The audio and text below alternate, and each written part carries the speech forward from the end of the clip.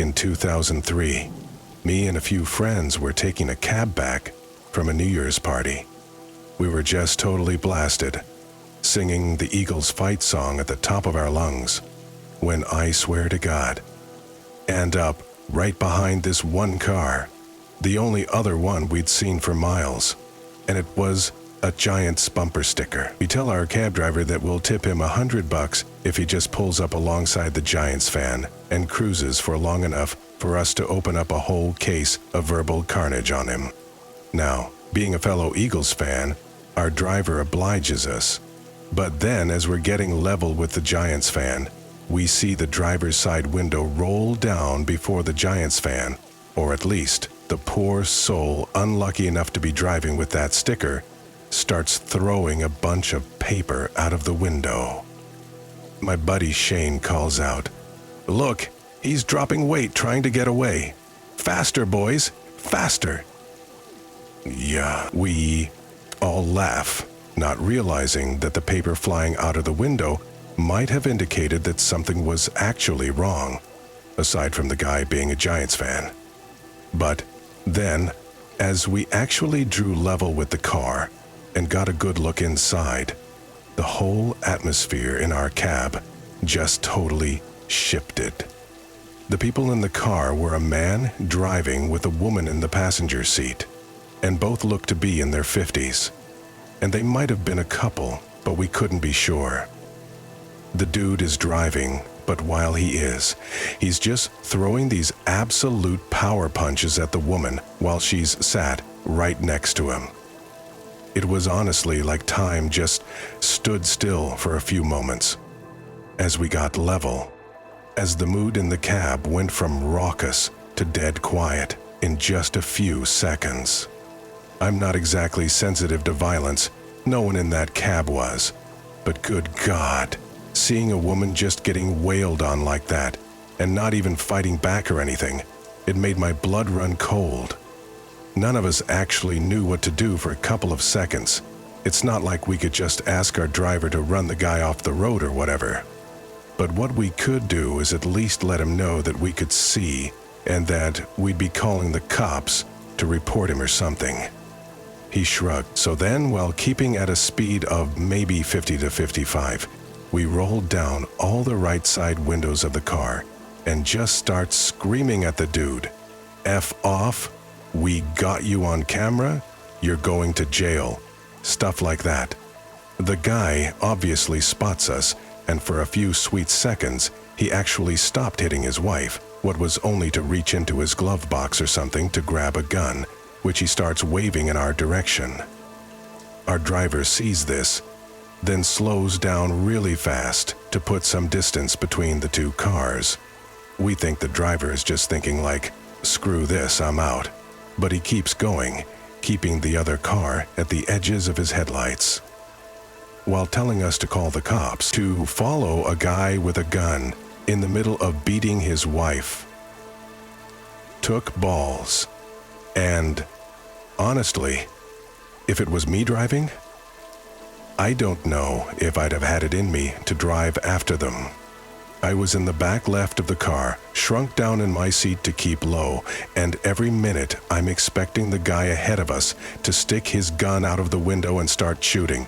But our cab driver basically forced me into doing the right thing, and for that, he's kind of a hero to me, to be honest.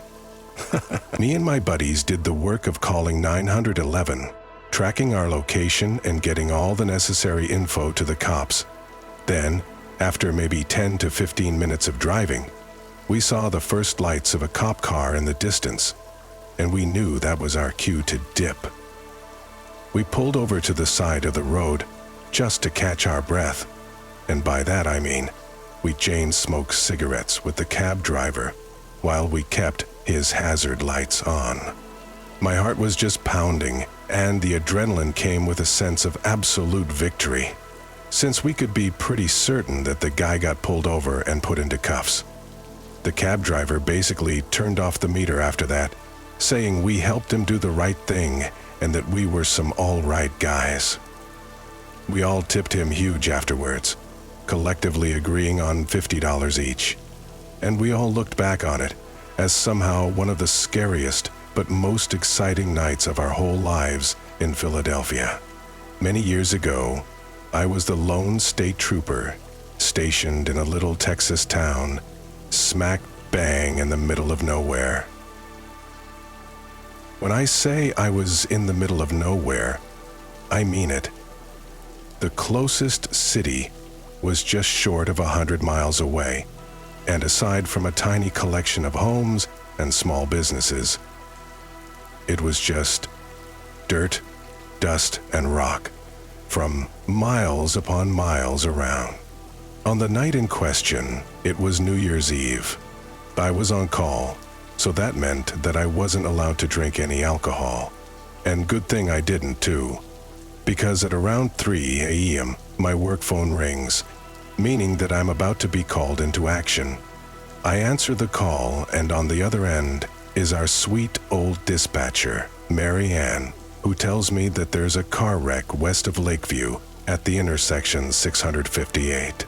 Oh, car wrecks always shoot up at around New Year's Eve, for obvious reasons, and I was told that US 287 and I-41 were so bad with drunk drivers that every other unit was on those two stretches of highway. As a result, I was being called into service. So I crawled out of bed, told my wife where I was going, then put on my uniform, and after throwing on some extra layers, I headed out the door. Whoever said it was always hot in Texas obviously had never been to the Panhandle. When I walked out the front door, it was this nasty mix of snow and hail with little bits of ice bouncing off of my hat and shoulders as I walked towards my 1987 Ford Mustang. Those familiar with the model will know how much of a dream it was to drive in a place like the Southeast. It hugged dry asphalt like a magnet, had incredible speed and handling, and it was almost like it was solely designed to serve as a high-speed pursuit vehicle for the country's drier and dustier regions. But those familiar with the model will also be able to tell you it's basically a 230 horsepower ice skate. It looked like a freaking igloo by the time I laid eyes on it. And after breaking the ice off the door handle and keyhole, I had to literally bang on the door to get it open. It cracks and pops as I pull it open, and then I climb into the driver's seat and bring the engine to life. Now, any other time I'd get a warm, fuzzy feeling whenever I'd hear that old Vate rumbling, but since I knew that she was going to handle like a seal on ice, I wasn't nearly so enthusiastic. This is back before every car out there had a little computer on the dash telling you your route, the temperature, and the friggin' football scores. So I had to call check 10-8 with dispatch and ask for the temperature. It was 12 degrees. 12. So right then, as I'm wondering why I'd moved from Florida 10 years prior, I set off towards the wreck, west of Lakeview. It took 25 minutes to get to the next little town that was just 12 miles away. But then, as I'm idling through it, trying not to slide on the ice, I see a man standing next to a telephone pole who starts frantically flagging me down. He's wearing a long black overcoat and black hat, and he's so covered up to protect against the cold that I can barely see his face. I also only realized how tall he was once I was out of the car. He couldn't have been an inch under 6'8", and when he spoke, his voice sounded incredibly creepy. I guess he had some kind of problem with his voice box or something. Like, there's no way it couldn't have been a medical condition, so I kind of feel bad calling it creepy. But I can promise you his voice sounded so raspy that it was like a corpse talking. He told me how glad he was to see me, and how he was the guy who had been in the wreck. It turns out he walked 3 miles into the nearest town to make the emergency call, and was just about to start walking back when I rolled through town. I offer him a ride back to his car, and he slides his huge frame into the passenger seat. Mustangs aren't made for NBA players, and I'm not kidding when I say that this guy's knees are way up near his head. It takes about 8 minutes to get to the scene, 3 miles out of town. And as we arrive at the intersection, I see a Chevy Suburban lying upside down in the field next to the road. I check out the scene with dispatch, then exit the car and start carefully making my way towards the Suburban. There's a downhill slope to the wreck, so I have to get low and find my center of gravity as I slide off the edge while using my hand as a rudder. I slide almost all the way to the Chevy. Then, as I get to the side, I turn on my light and write the tag number down. By this point, the wind had completely laid down and it was eerily quiet, except for the ice cracking and popping underneath my boots. Bearing in mind, I was under the impression that tall, creepy guy was completely alone. Because if he wasn't, surely he would have said something by now. So, imagine the absolute terror that I felt when I turned my light towards the big window that stretches across the back of the Suburban, and my light illuminates a 90-year-old dead woman pressed up against the glass, wrapped in a white sheet, except for her face. I dropped my light and stumbled backwards, almost falling, as this ice-cold electric shock of fear shot up my spine. I might have yelled out also, I can't quite remember. But the point is, you never get over seeing a body like that, no matter how long you've served or how often you've seen them. My adrenaline is pumping as I reach for my sidearm, looking back toward the Mustang to see the tall man still sitting there, calm and still. My mind is racing and I'm terrified that I'd been lured into some kind of ambush by this psycho. Did he want to show his kill-off to me before he did the same to me? Or did this woman die in the crash and he just neglected to tell me? Either or, I'm not taking any chances. I unstrap the .357 Magnum at my side and ease it up a couple of inches as I stare at the dark from in my car. What? I decide to take one more look at the body before I put the guy on the ground and arrest him. Retrieving my light, I light up the window again, and I see that the old woman is strapped to a gurney. And that's when I realize that something else is going on. Because even at the most messed up murder scenes, no one uses an actual gurney to transport bodies around. Definitely not in full view of a window either. Then the gurney's itching to find out what in God's name was going on. I walk up the hill to my car, open the door, and ask Mr. Creepy what he was doing when he wrecked. He informs me that he's a mortician and was transporting a body. I ask him if he doesn't think I could have used that information earlier, and he gets a shocked look on his face before he starts apologizing like crazy. He claimed he was so shaken up from the crash that it completely slipped his mind, and that he hadn't even known that the body was on display. I was furious, I'm not gonna lie. But the guy was obviously pretty shaken up, so I had to just bite my tongue and be as professional as possible, even though I did want to whoop his butt some. EMTs were nowhere near close enough, so when another unit showed up to deal with the wreck, I drove the guy over to the hospital to get checked out. He apologized the whole way, but I'd let it go by the time we got to the hospital. I made it clear that I'd almost shot the guy, and to always tell a cop everything they might need to know, especially when there's corpses involved. It made for the craziest shift I worked all year, and it happened only 3 hours into the year itself. Thankfully, nothing else topped it that year, and I had a good long time before I had to go through something like that again. But I guess that's a story for another time. Worst thing I ever saw as a mortician was working trauma nights on general surgery. It was New Year's Eve, of all nights, and we had a team brought in who had been shot a grand total of 9 times. Someone had accidentally hosed him down with bullets after some celebratory midnight gunfire went wrong. We ran the code, Did everything up to and including a thoracotomy, which is when a surgeon opens up the chest to access his heart. But sadly, he still passed away. Afterwards, I was sitting outside the trauma bay writing the note with janitorial staff, cleaning the trauma bay of all the blood and debris. And then a full 9 minutes after the end of the code and calling it, our shooting victim sits up on the table, strangling to the ground, clear viable in what is probably a false body.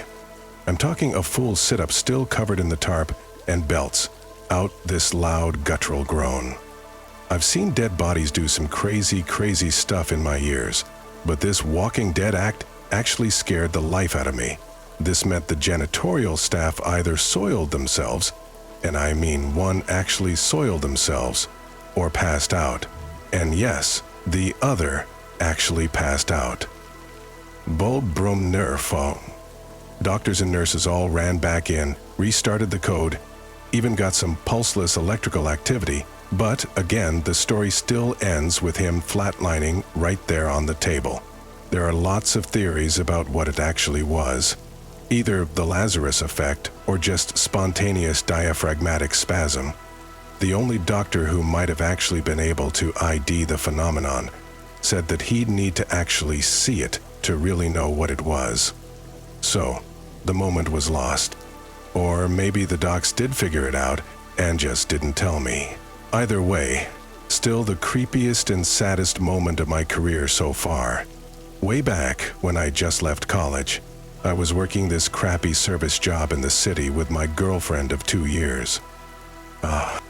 We'd spent our second Christmas together, and all had been great, but for New Year's.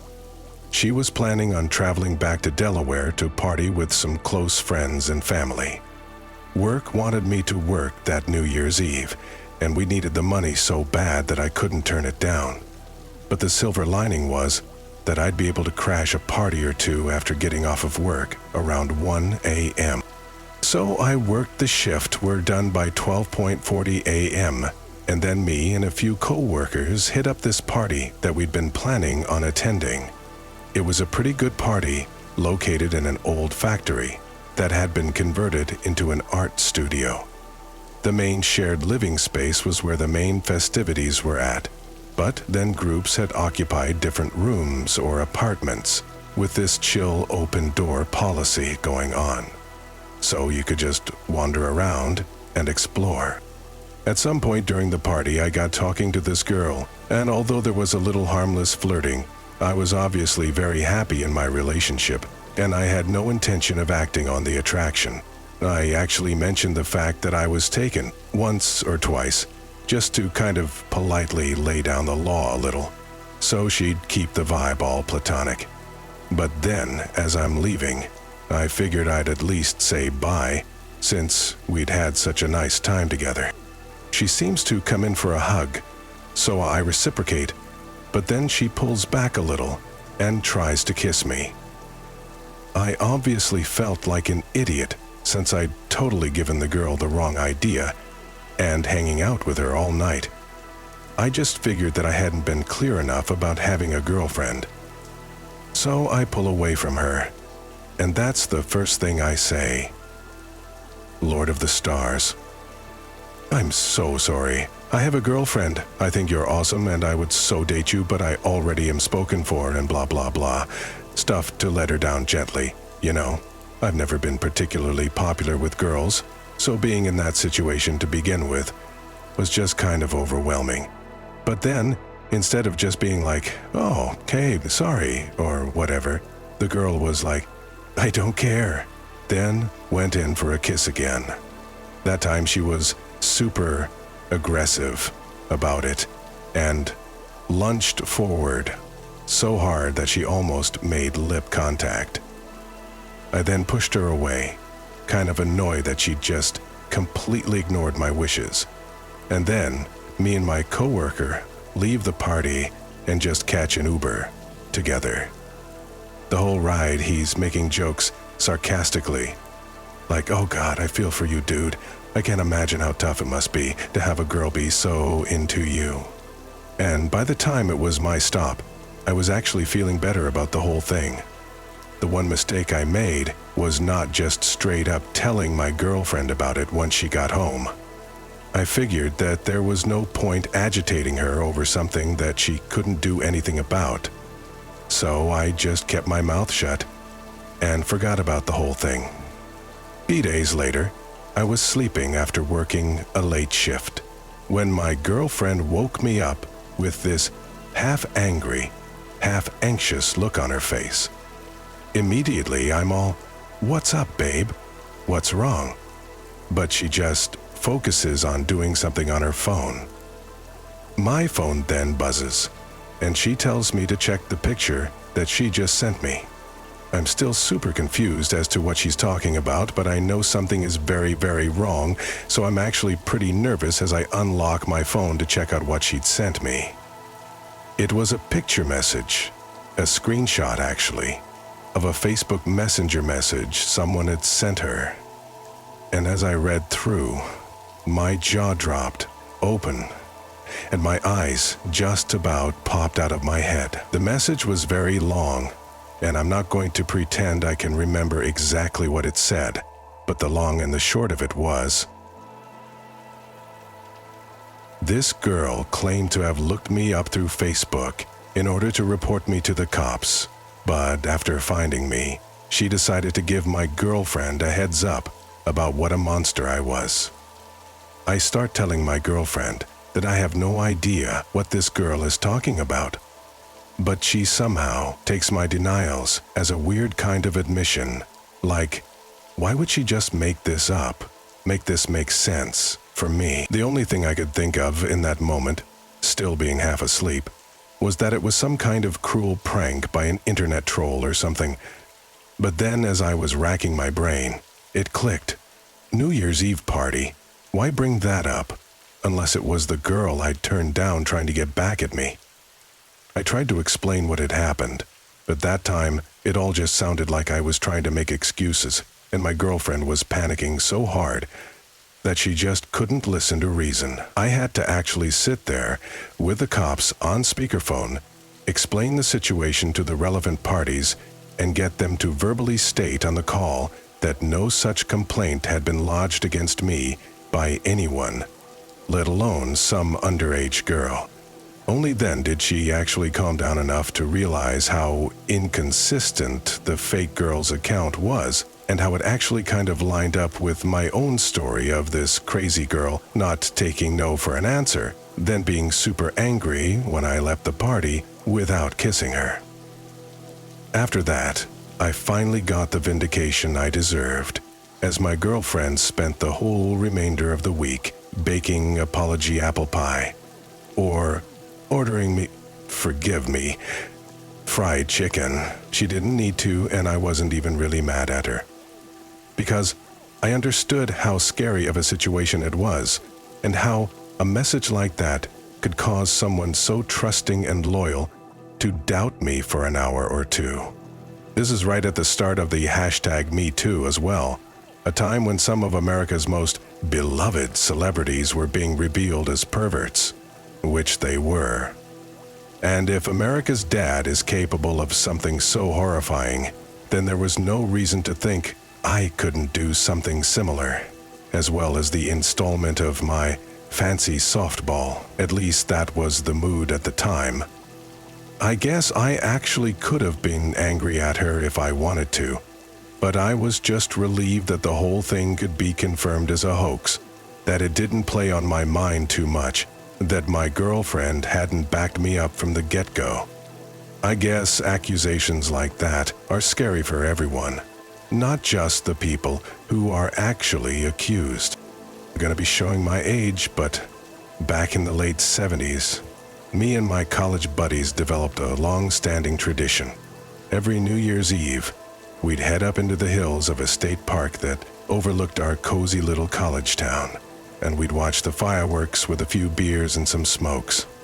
I mean, why watch just one firework display up close with a bunch of campus cops around, when you could walk up into the hills and do whatever you wanted while you watched all of them? So, this was New Year's Eve of 1978, and instead of your usual deal of having a designated driver, we decided to camp out near the overlook so we could all get blackout drunk after watching the fireworks. The night goes well and we all have a great time. Then we climb into our sleeping bags around 3 or 4 in the morning. The next thing I know, I'm awake. It's daylight, and I was definitely still half drunk because the hangover hadn't kicked in yet, and I needed to use the bathroom so bad that it honestly felt like I was about to rupture something. I put my boots on, climb out of my tent, and head off into the trees to find somewhere private that I could lean up against a tree. You see, I didn't just have to pee. I needed to drop the kids off at the pool, so to speak. So it wasn't just like I could find any old tree to pee against. I needed something sturdy and somewhere very, very private. I didn't walk too far, only about 100 yards or so into the woods, but I soon found somewhere suitable. So I dropped my pants, leaned up against a tree trunk, and started doing my business. I remember my biggest fear being someone following me to take pictures or something crazy like that. It's stupid and gross, I know, but we were college kids who just so happened to own a Polaroid camera, so trust me when I say that that was a clear and present danger at the time. So I got my head on a swivel, as much as I could manage while taking a dump anyway. So my eyes are glued to the horizon the whole time, so much so that I didn't even notice what was crawling through the dirt towards me. I only noticed it there when I felt this light tickling on my left leg. I casually looked down, and it's a very good thing I didn't just reach down and scratch. Chichio hi kamio kigu. And to my absolute horror, a giant centipede was in the process of transitioning from one of my rolled down pant legs to my actual skin. The biggest native centipedes in Alabama are what we call blue centipedes, and they can get quite large, but only inflict a minor bite. So, while they're super creepy, they're not the ones you have to worry about. And the bad news was, whatever was crawling up my leg was not a blue. Tickling me. It was at least 7 inches long, brown in color, with yellow legs and an immense head with these huge, gnarly-looking fangs. I'm no expert on bugs, but I knew enough about the outdoors to know that this was an invasive species from way further south than Alabama. I can't remember the name off the top of my head, but I know their bites are hideously painful. Non-fatal, of course, but then as it started to climb my leg, it got closer and closer to part of me that I definitely didn't want to be painfully swollen. That thought had me frozen with fear as I watched the thing creeping up my leg, and I swear my vision got dark around the peripheries as I got to the verge of passing out. I had to control my breathing just to stay conscious, and I realized that I was faced with 2 options. 1, I could smack the thing off and risk being bitten, or I could stay as still as possible and hope the thing just worked its way back down or onto my jacket so I could swipe at the thing without risking my bare flesh. Only problem was, the thing was in the process of crawling up my thigh, and before long, it was crawling over my unmentionables. And my mouth just dropped open, and there was Munich's lover, suddenly beautifully. I'd missed the window to stop it from crawling there, so all I had left was just to keep still and think happy thoughts, and pray it didn't think my junk was food. I honestly think my heart stopped for like 25 seconds or so. I was clinically dead, sitting bare-bottomed on a log, just waiting for a little passenger to decide that it was time to get off of me. Don't know. Somehow I managed to find it in me to keep still as a statue the entire time, but then considering the alternative, it's little wonder that I was able to. It was that, or endure hours of mind-bending pain. From multiple bites, not to mention permanent psychological damage, maybe even sterility too.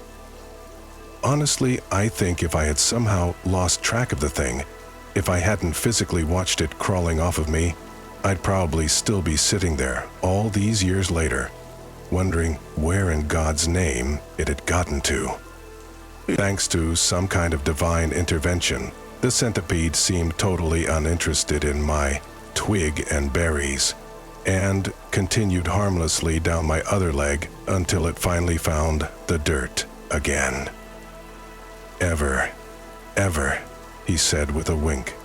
Just guess who turns.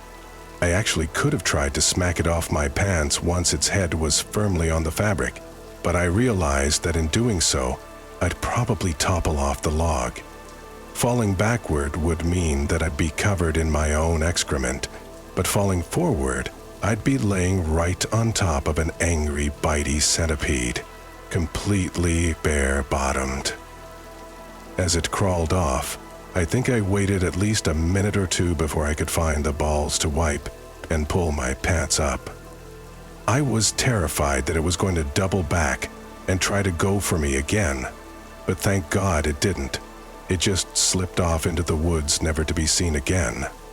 I was still shaking by the time I walked back into the camp, and I must have been wet as a sheet, too, because the guys who were awake immediately recognized that something was wrong with me. There were 2 beers left over from the night before, just 2 out of what must have been 50 to 60, and I drank them both, one after the other, before I lit up a smoke. The guys laughed when I told them what happened, the nervous variety at first, but then genuine once they realized that nothing but a bug had gotten me so scared. Their words, by the way, nothing but a bug. But I think we all knew that if it was them instead of me, they'd have been just as terrified. It was literally weeks before I could sit down on anything without thoroughly inspecting it, and only in clean rooms with minimalist furniture. The whole experience actually gave me a kind of complex, and even these days I've found myself inspecting toilet bowls before I sit down on them. Even just the mention of centipedes these days make my skin crawl, and if you guys knew how long it took me to write this, I'd be thoroughly embarrassed. But no matter how tame a story this might seem to some who aren't nearly as squeamish over bugs as I am, I can honestly say that it made for the most terrifying few moments of my entire life. Click the join button to become a member today for exclusive content. After graduating from Flagstaff's Northern Arizona University, 41-year-old Benjamin Anderson found himself drawn to the bright lights and late nights of Las Vegas, the city of sin. After working as a personal assistant for several years, Ben returned to his hometown of Phoenix before gaining employment as the manager at PricewaterhouseCoopers, an accounting company located in downtown Phoenix. Friends described him as being a generous and helpful person, a man who would go out of his way to help someone who needed it, no matter what that help entailed. He maintained an active social life, although he preferred quieter, more cozy venues to raucous crowds. He was only an occasional drinker. One friend later mentioned how Ben's life was one of quiet service, and how he made daily checks on his mother and aunt to ensure that they had everything they needed. Yet cultivating a tranquil, drama-free existence was what made it all the more shocking when Ben's life was so tragically and suddenly snuffed out towards the end of last year. On the morning of New Year's Eve, 2021, Benjamin planned to have breakfast with a friend named Daniel Stakoviak. Their meeting had been arranged for 9:30 a.m., but around 8 that morning, Ben canceled the breakfast. He claimed to have spent the previous evening drinking with friends and planned to spend the day recuperating in bed. Later that day, Daniel attempted to call the hungover Benjamin in order to check up on him, but Ben failed to answer his phone. A brother who ran over a bunch of my friends, assuming that he was either asleep or hugging his toilet. Daniel let his friend be for a few hours, then called back at around 6:30 p.m.